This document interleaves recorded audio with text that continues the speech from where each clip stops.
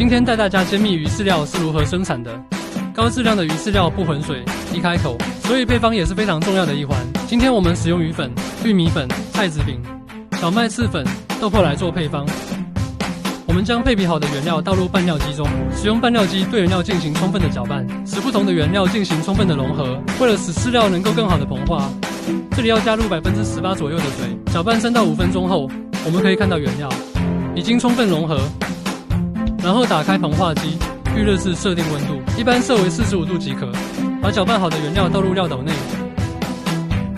打开切刀开关，调整切刀的速度。我们的切刀采用进口刀组，大大提高生产效率。切刀运转后即可开机生产。这台膨化机适用范围广泛，可用于水产饲料膨化，也可用于宠物等饲料膨化。本厂提供技术支持，并免费提供配方，欢迎来电咨询。